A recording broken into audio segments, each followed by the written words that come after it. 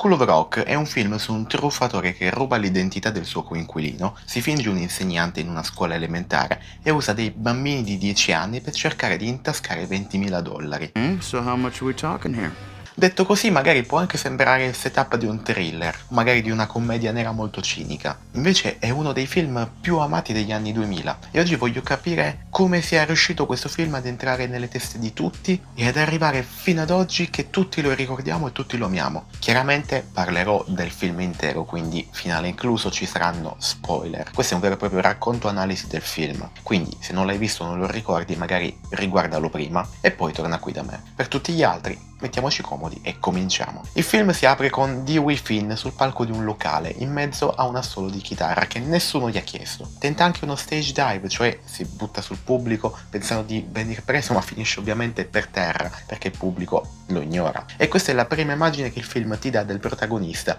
uno che vuole essere una rockstar, ma che semplicemente non lo è. Il giorno dopo viene cacciato dalla sua stessa band e la motivazione è chiara, glielo dicono in faccia. You're a good guitar player, but it's the 20-minute solos, it's the stage dives.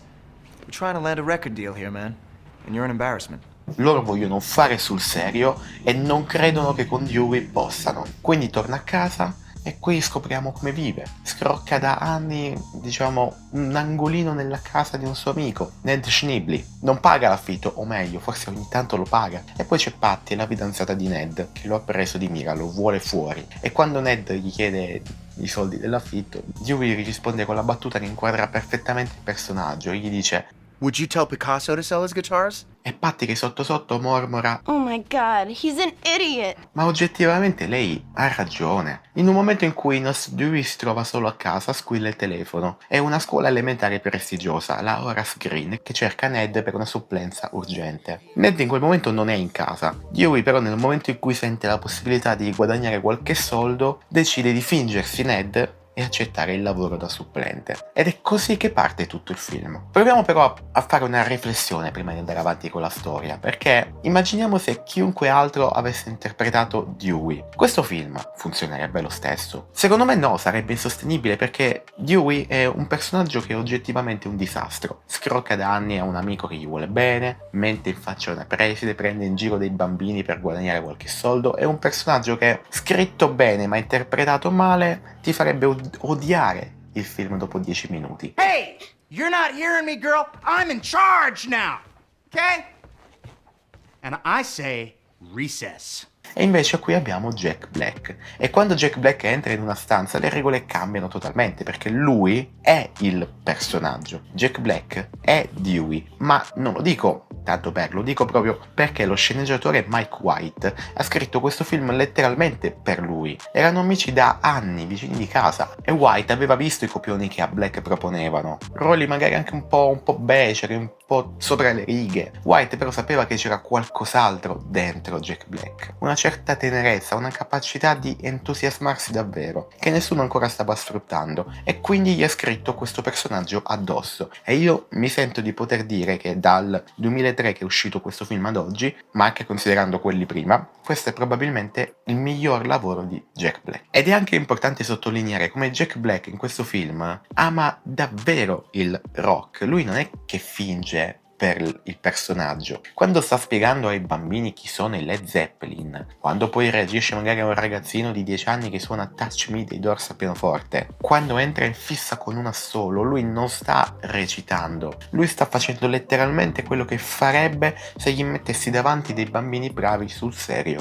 Ed è qui che il film fa la sua magia, perché sulla carta Dewey sta manipolando questi bambini, li ha messi insieme per vincere $20.000 dal concorso delle band e non per insegnargli nulla. Point is, y'all can just chill today. Ma l'entusiasmo di Black contagia la manipolazione e la trasforma in qualcos'altro, che mentre lo guardiamo magari non ce ne accorgiamo, ma ce ne rendiamo conto dopo. Prima di andare a vedere come si comporta Dewey con i bambini in classe, soffermiamoci sul rapporto tra lui e Ned. perché questo è un qualcosa che nel film si vede poco, ma è forse il cuore del film, di cui si parla fin troppo poco, perché il film è costruito su due personaggi, uno l'opposto dell'altro, ma che in realtà sono due fallimenti specchio. Cosa intendo? Ned Schneebly, ai tempi della sua giovinezza, era anche lui un musicista, suonava in una band con Dewey, faceva concerti, e c'è quella battuta meravigliosa di Dewey: You're not a teacher, Ned. You're the cross-dressing, blood-sucking incubus from Maggot Death. That's the real you! al che Ned stancamente gli risponde: guarda, Dewey, I'm not a satanic sex god anymore. I'm a working stiff. And that's cool. quella frase scritta da Mike White è perfetta perché racchiude in poche parole il personaggio. Ned a un certo punto della sua vita ha lasciato che qualcuno gli dicesse che i suoi sogni erano ridicoli. Probabilmente è stata la fidanzata Patty, che nel film è la rappresentazione vivente di quella voce repressiva che Ned ha ascoltato. Ha messo via la chitarra, ha preso il certificato da insegnante supplente e si è messo a fare una vita, per carità, rispettabile ma vuota per lui. E quando dice a Dewey: You know, maybe it's time to give up those dreams. I did, and things are going really great for me. la frase suona come una resa. Dewey dall'altro lato è l'opposto. Lui non ha mollato niente. Ha tenuto tutti i sogni intatti, esattamente come li aveva a 20 anni. Solo che ne è diventato schiavo. Vive da scroccone, non è cresciuto di 1 millimetro ed è convinto di essere a un passo dal successo. The band is about to hit it big time. We're gonna win Battle of the Bands, and when I'm rolling in the Benjamins, I will throw you and your dog a bone.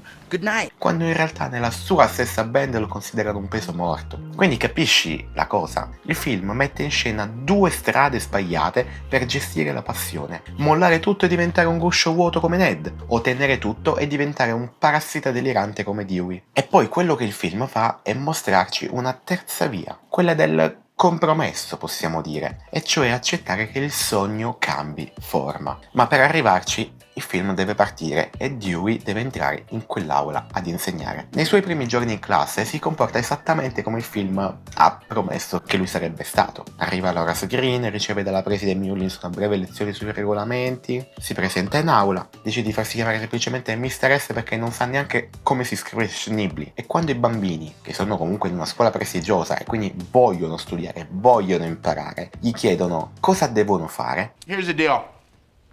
I've got a hangover. stelline d'oro, meriti, demeriti, voti, niente di tutto questo conta. E il secondo giorno è ancora peggio, perché questi bambini che sono abituati a essere stimolati in continuazione e gli chiedono di insegnare qualcosa, Are you gonna teach us anything, or are we just gonna sit here? Dewey gli regala uno dei monologhi più cinici mai sentiti in una commedia per famiglie. What, you want to learn something? Yes, I do. What, you want me to teach you something? You want to learn something? All right, here's a useful lesson for you. Give up. Just quit. Because in this life, you can't win. Yeah, you can try. But in the end, you're just gonna lose big time because the world is run by the man. Who? The man. Oh, you don't know the man? Oh, well, he's everywhere. In the White House, down the hall, Miss Mullins, she's the man. And the man ruined the ozone, and he's burning down the Amazon, and he kidnapped Shamu and put her in a chlorine tank, okay? And there used to be a way to stick it to the man. It was called rock and roll. But guess what? Oh, no. The man ruined that, too, with a little thing called MTV! So don't waste your time trying to make anything cool or pure or awesome, because the man's just gonna call you a fat, washed-up loser and crush your soul. So do yourselves a favor and just give up! Questo è letteralmente il film che ci sta dicendo esplicitamente che lui è in teoria un cattivo insegnante. È venuto lì per stare in pace, prendere lo stipendio, non fare niente. E forse in una scuola pubblica di sottocategoria ci riuscirebbe anche, ma non qui. My parents don't spend $15,000 a year for recess. Insomma, questi bambini vogliono imparare qualcosa. E infatti succede che Dewey, per caso, sente i bambini suonare nell'ora di musica e si rende conto che questi mocciosi sono bravi e quindi gli viene la scintilla. Certo, una pessima idea all'inizio, però ci prova. Pensa di poterli usare per la battaglia delle band. Quindi si presenta in classe e annuncia un progettino segreto. Niente genitori, niente insegnanti, una rock band. Ma la scena in cui forma effettivamente la band, quella in cui chiama uno per gli strumenti, è la scena chiave di tutto il film. Perché in quei pochi minuti, e questa cosa è importante, Dewey smette di guardare i bambini come ostacoli e comincia a guardarli un po' come persone, una per una. E c'è una cosa che il film qui fa benissimo. Dewey non assegna i ruoli a caso. Vede Zack, che gli dice di non aver mai suonato l'elettrica perché suo padre non glielo permette, e gli mette in mano una chitarra. Vede Lawrence al piano e gli chiede se sa suonare techno. Lawrence chiaramente risponde no, lui fa solo pianoforte classico. E quindi Dewey gli dice ok, va bene lo stesso, suonami questo. Lawrence, you ever played keyboards? Any techno? No, I only play piano. Okay, alright, fair enough.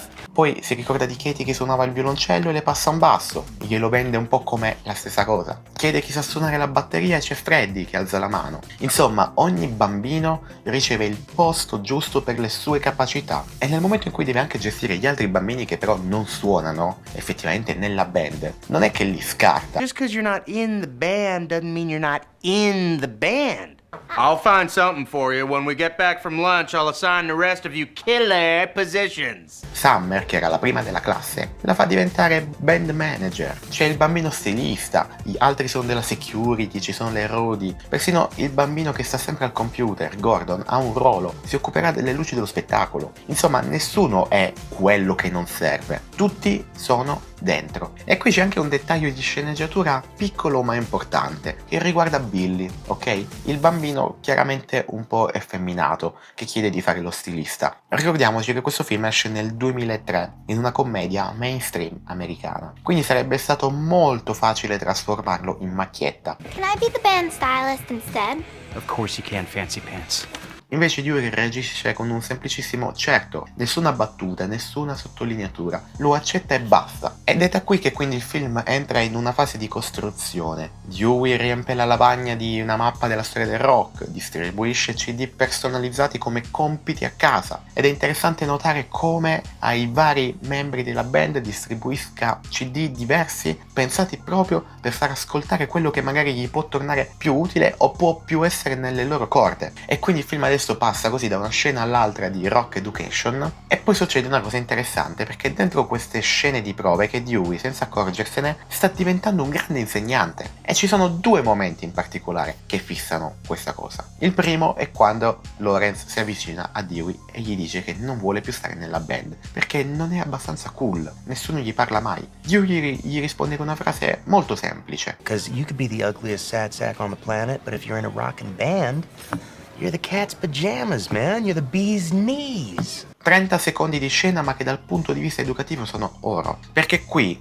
Dewey non sta dicendo a Lawrence sei fico, gli sta dicendo il talento che hai è la cosa che ti rende fico. Ed è una cosa molto diversa, che a un bambino di 10 anni può cambiare la vita. Il secondo momento poi è quello di Tomika. Prima dell'audizione per la battaglia delle band, Tomika dice che non vuole cantare perché They're gonna laugh at me. What? Why would they laugh at you? I don't know. 'Cause I'm fat. E qui il film, in piena epoca della dieta Atkins, fa una cosa per cui andrebbe ringraziato 20 anni dopo. Dewey non le dice ma no, non sei grassa, sei bella così come sei, no, non gli dice questo, non la rassicura su un piano estetico, le dice una cosa molto più utile, le dice come Aretha Franklin è una donna grande eppure quando canta manda fuori di testa la gente. E poi le dice You know who else has a weight issue? Who? Me. But once I get up on stage, start doing my thing, people worship me because I'm sexy and chubby, man. e decide quindi di farlo, di andare a cantare. La lezione che quindi Dewey le sta dando è che il corpo non c'entra niente con il talento ed è un messaggio che vale per quel film, per quegli anni e anche per oggi. E c'è ancora una scena che vale la pena di citare perché lega tutto questo all'idea stessa di rock. Dewey vede per caso il padre di Zack che lo rimprovera per voler suonare la chitarra elettrica. Do your guitar after your homework and chores and only what Miss Shinecop gives you, alright? No more rock music, okay? Al che in classe Dewey fa una cosa geniale dal punto di vista didattico. Invece di reprimere la rabbia dei bambini, decide di usarla e quindi chiede a ognuno di loro cosa li fa arrabbiare e li convince a scrivere una canzone con quello. Shut the hell up, Schneebly. That's it, Freddy. Insomma, ogni bambino dice cosa lo fa arrabbiare e da lì il nostro Jack Black monta una canzone finché poi arriva da Zack. Zack gli dice appunto step off. So what would you say to a bully? Zach? I don't know. No, come on. If someone was right up in your grill, what would you say? I don't know. If someone was pushing you around, telling you what to do, what would you say? Step off. E da lì tira fuori la canzone, portando Zack appunto da che era triste a finalmente sorridere un po'.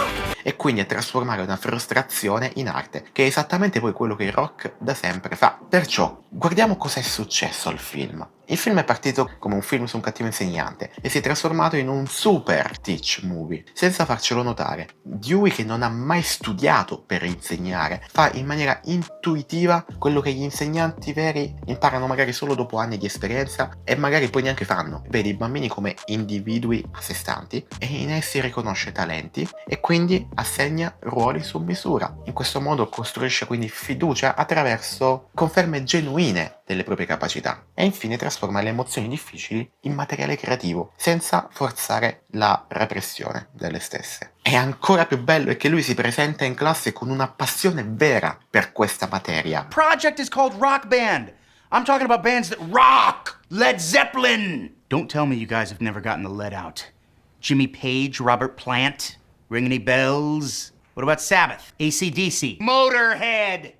Oh, what are they teaching this place? Quando una passione è vera, è contagiosa. E questa è l'unica cosa che secondo me distingue un grande insegnante da un insegnante normale. E a proposito di insegnare, insegnanti, pensiamo un attimo al regista di questo film, Richard Linklater. Se lo conoscete, è uno dei nomi più seri del cinema indipendente americano dell'epoca. Questo regista ha fatto Slacker, della trilogia Before, ha fatto Boyhood, ha fatto film di chiacchiere lente, conversazioni di 3 ore, personaggi che parlano di filosofia per ore, realismo a basso budget, ritmi rilassati, insomma cinema d'autore in piena regola. Quindi sulla carta Linklater è la persona più sbagliata al mondo per dirigere una commedia musicale con Jack Black e 20 bambini. E infatti all'inizio aveva anche detto di no, poi però ci ha ripensato e quel ripensamento si è rivelata la cosa più giusta che lui potesse fare per il film, perché Linklater in fondo è sempre stato un regista di una cosa sola: i rapporti umani veri tra persone messe nello stesso spazio. Quindi che fossero 2 ragazzi che si conoscono su un treno per Vienna, o un gruppo di liceali in Texas negli anni 70, o un bambino che cresce davanti ai nostri occhi in 12 anni, è sempre la stessa cosa. È sempre gente che condivide un tempo e diventa qualcosa di più della somma delle sue parti. E School of Rock, in fondo, è esattamente questo. È una classe di bambini che diventa una band, quindi un gruppo di persone che attraverso il fare musica insieme scopre di essere una comunità. Quindi una volta che lo guardi così, la scelta di Linklater diventa l'unica possibile. E poi c'è un'altra cosa che ha fatto, la scelta di casting, che può sembrare ovvio, ma in realtà fu molto radicale. Linklater ha voluto che ogni bambino del film fosse un musicista vero, quindi non un attore bambino che faceva finta di suonare, ma uno che suonasse davvero quello strumento. 1, 2, 3. Well, you're not hardcore. Unless you live hardcore. And the legend of the rich was way hardcore. Yeah! Now we're rocking. E infatti quando li vedi sul palco c'è imbroglio, stanno davvero suonando e questa cosa si sente, si vede, anche se magari non te ne rendi conto consapevolmente. C'è quindi una verità fisica in quelle scene che nessun artifizio di montaggio potrebbe regalarti. E poi c'è il modo in cui Linklater costruisce il film. Facciamo un'osservazione un po' più tecnica, ok? School of Rock non ha una struttura serrata da commedia mainstream, non è una sequenza di scene snodo che fanno avanzare la trama dal punto A al punto B. È molto più simile a un mosaico, una raccolta di piccoli momenti che messi uno accanto all'altro costruiscono qualcosa di più grande. Pensa a tutte le scene che ti ho raccontato finora. Sono tutte scene che, se le togliessi dal film, la trama in qualche modo potrebbe anche proseguire, ma il film senza di loro non sarebbe lo stesso, perché ogni scena costruisce un pezzo di comunità. E qui c'è anche una sottotrama che vale la pena richiamare, perché è l'esempio perfetto. c'è tutta una sequenza in cui Dewey deve convincere la preside Mullins a lasciare uscire i bambini per quello che lui chiama un concerto educativo. La Mullins, qui interpretata da Joan Cusack, è il personaggio più rigido del film, spaventatissima dai genitori e ossessionata quindi dal rispetto delle regole. Dewey la invita per un caffè ma finisce in un bar con mezzo litro di birra e le mette al jukebox la canzone Edge of 17 di Stevie Nicks, che fa sciogliere la preside, che arriva a confessare che lei una volta There was a time when I was fun. I was funny. I was. But you can't be funny and be the principal of a prep school.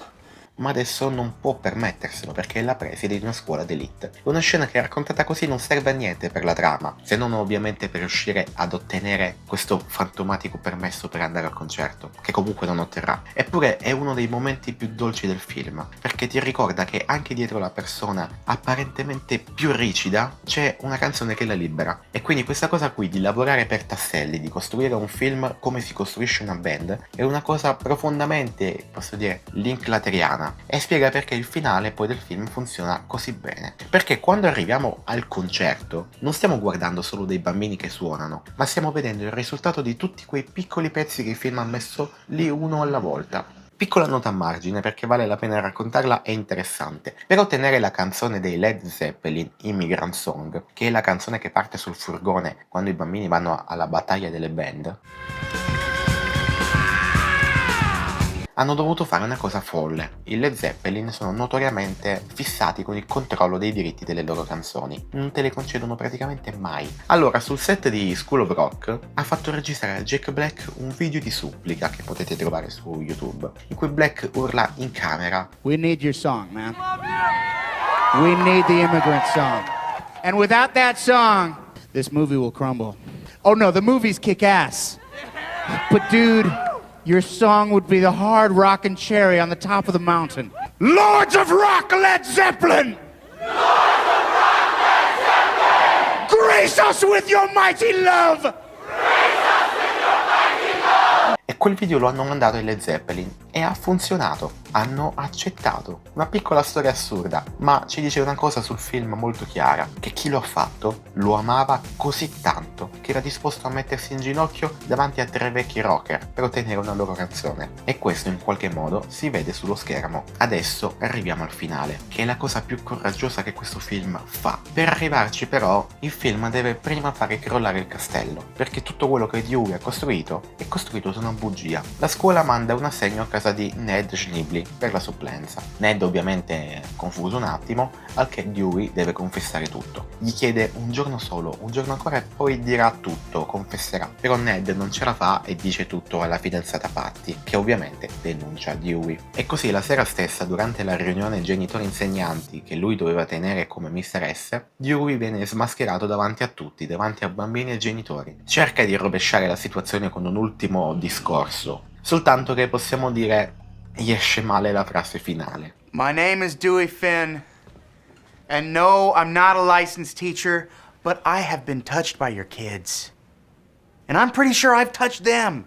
E quindi se ne scappa e torna a casa desolato, perché ormai per lui possiamo dire è finita. La battaglia delle band sarebbe il giorno dopo, ma lui non potrà esserci perché non ha più una band. E invece succede una cosa che il film aveva preparato con grande cura. I bambini quella mattina si rendono conto che hanno lavorato troppo a lungo per arrendersi e si rendono anche conto che alla fine quello che hanno fatto gli è piaciuto. Si è creata passione in loro per quello che hanno fatto, passione, unione e comunità, e non vogliono mandare tutto all'aria, anche perché ormai si rendono conto che voti non ci saranno per quella roba là. We worked too long and too hard not to play the show. I say we get out of here and play the damn show. E anche se il film non lo dice esplicitamente, lo dice in realtà Summer un po' di scene prima. Alla fine in quel momento è chiaro, nessuno lì, neanche Summer, l'ha fatto per i voti. I didn't do it for the grade.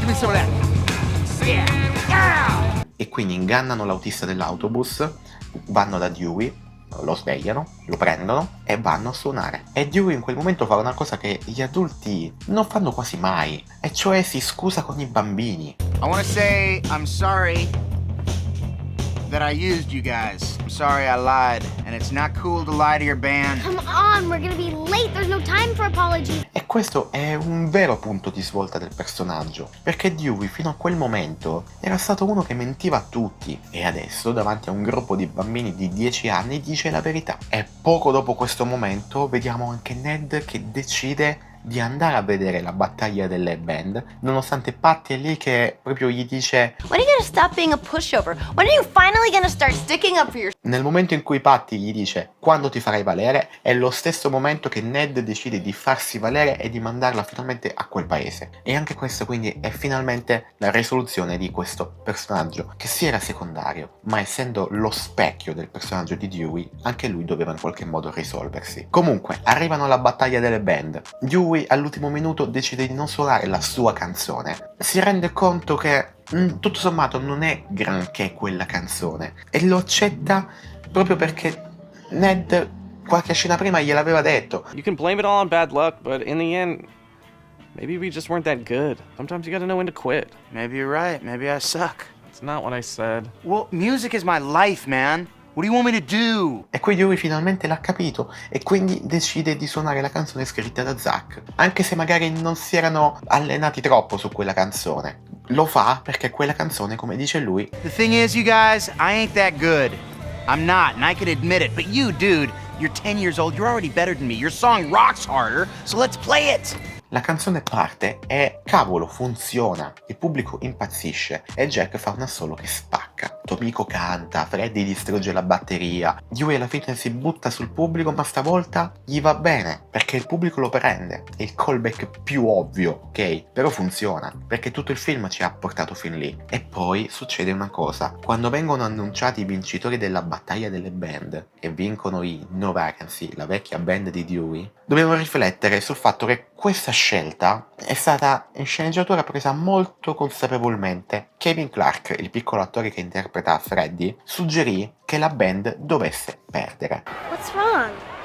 What's wrong, Summer? Didn't you hear? We lost! E aveva ragione, perché se i bambini avessero vinto School of Rock sarebbe stato un altro film, sarebbe stato la favola della rivincita. Certo, una cosa carina, ma anche sti cazzi. Invece, scegliendo di farli perdere, il film ci dice qualcosa di più grande, e cioè che il punto non era vincere, ma il punto era fare un grande show. Yeah, I mean, dude, you gotta cheer up. We played a kick-ass show. We did, didn't we? It was unbelievable, wasn't it? Yeah. E quello show è stato fatto. E questo il film lo dice proprio esplicitamente, lo dicono i bambini. E quindi il valore dell'esperienza qui non sta nel premio, ma sta nell'esperienza stessa. Mentre Dewey realizza questa cosa, dal pubblico parte il coro.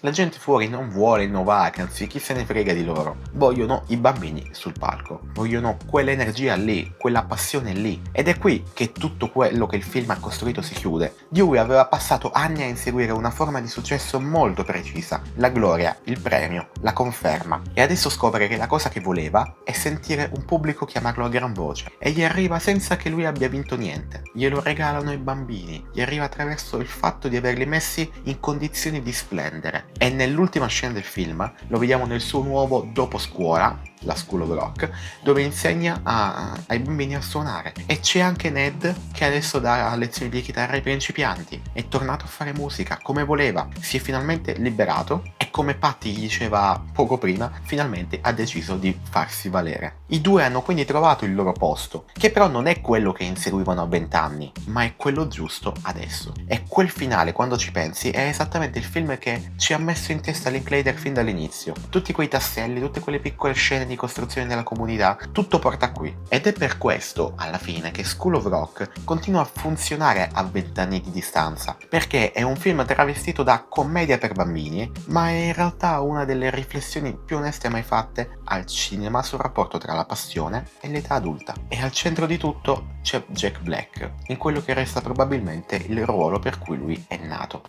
We got the song. And the moral of the story is, don't be too proud to beg. If it's something you really need, you might have to get on your knees. perché senza di lui niente di tutto questo starebbe in piedi, ed è uno di quei film che io riguardo senza stancarmi mai ogni volta che ho bisogno di recuperare un po' di passione, un po' di voglia di fare, perché cavolo se ti gasa. Io sono Gabriele e se ti piacciono video analisi di questo tipo ti invito ad iscriverti al canale per non perderti le prossime, e se mi lasci un mi piace mi fai capire che hai apprezzato il contenuto. Io ti saluto e ci vediamo al prossimo video.